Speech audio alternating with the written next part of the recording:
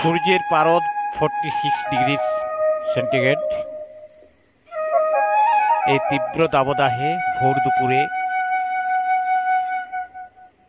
পিপাসিত আমি।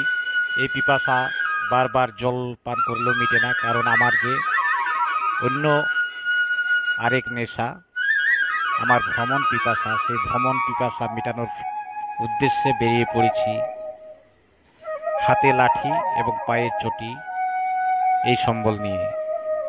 হাতে লাঠি আর পায়ে চটি নিয়ে বেরিয়ে পড়েছি ইতিহাসের সন্ধানে। ভবিষ্যৎ আমার অন্ধকার, তাই ভবিষ্যতের দিকে আর অগ্রসর হয়নি। তাই আমি পিছিয়ে যাচ্ছি সেই অতীতের সন্ধানে, সেই ইতিহাসের বইয়ে পড়া সেন রাজাদের স্মৃতি বিজড়িত বল্লাল সেনের রাজপ্রাসাদের ধ্বংসস্তূপের সন্ধানে। এই তীব্র দাবদাহের জল পিপাসা চাইতেও এই আমার ভ্রমণ পিপাসা আরো অনেক জোরালো। তাই এই ভ্রমণ পিপাসাকে নিবারিত করার উদ্দেশ্যে এই তীব্র দাবদাহকে উপেক্ষা করে বেরিয়ে পড়েছি ইতিহাসের সন্ধান। কে এই বল্লাল সেন? আমি ইতিহাসের ছাত্র নই, তাই আমি বল্লাল সেন সম্পর্কে খুব সংক্ষিপ্তই জানি।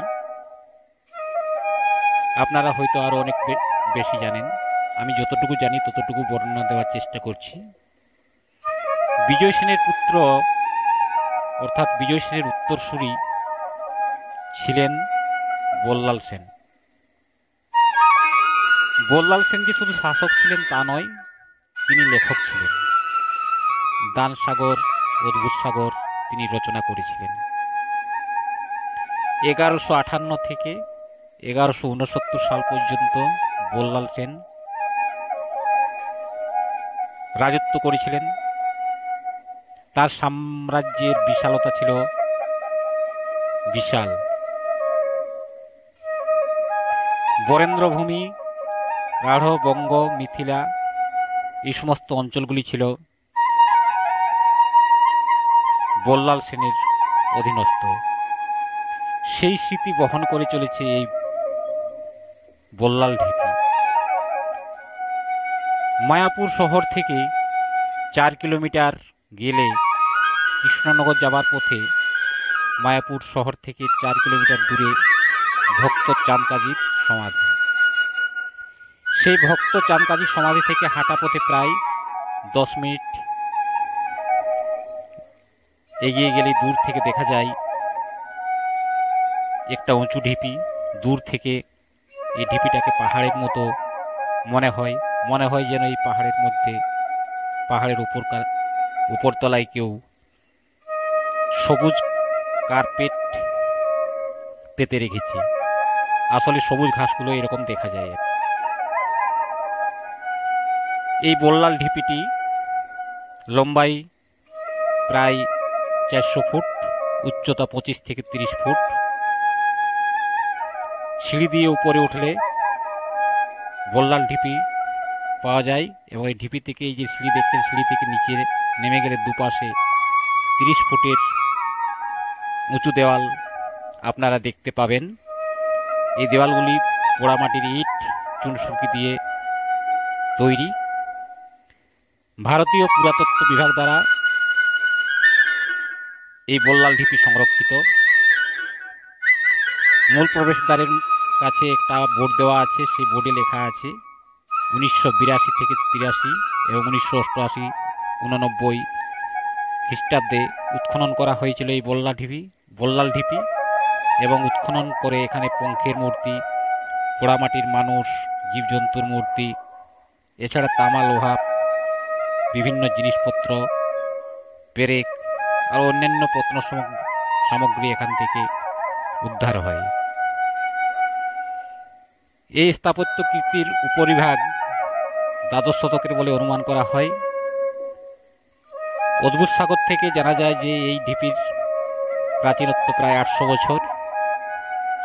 হরপ্রসাদ শাস্ত্রী মনে করেন যে সামন্ত সেনের নাতি বিজয় সেনের এটা প্রাসাদ ছিল। সে যাই হোক না কেন, এটা কিন্তু বল্লাল সেনের ঢিপি নামেই সকলে চেনে এবং এই নামেই পরিচিত।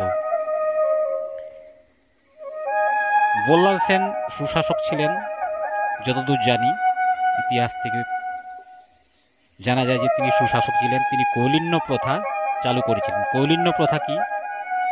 আমি আগেই বলেছি আমি ইতিহাসের ছাত্র নই, আমি কৌলিন্য প্রথা সম্পর্কে অত কিছু বলতে পারবো না, আপনারা বেশি জানেন। তবে যতটুকু জানি ততটুকু আমি বলছি যে সংস্কৃত শব্দ কুলীন থেকে কৌলিন্য শব্দটি এসেছে। কৌলিন্য হল হিন্দু ও বর্ণ সমীকরণ আইন, হিন্দুকুল ও বর্ণ সমীকরণ আইন। বল্লাল সেন দ্বারা প্রতিষ্ঠিত কৌলিন্য প্রথা এই 1158 থেকে 1169 সালে সেন বংশের আমলে প্রভাব বিস্তার করেছিল। নাগরিকত্বের মান উন্নয়নের উদ্দেশ্যে তিনি কৌলিন্য প্রথা শুরু করেছিলেন।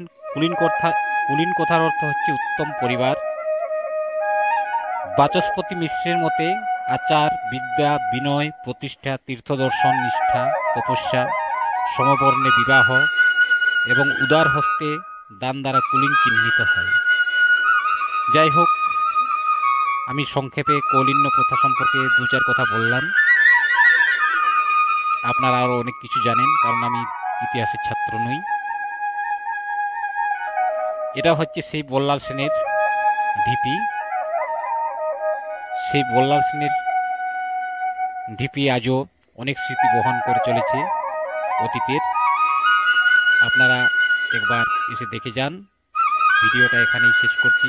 কেমন লাগলো জানাবেন।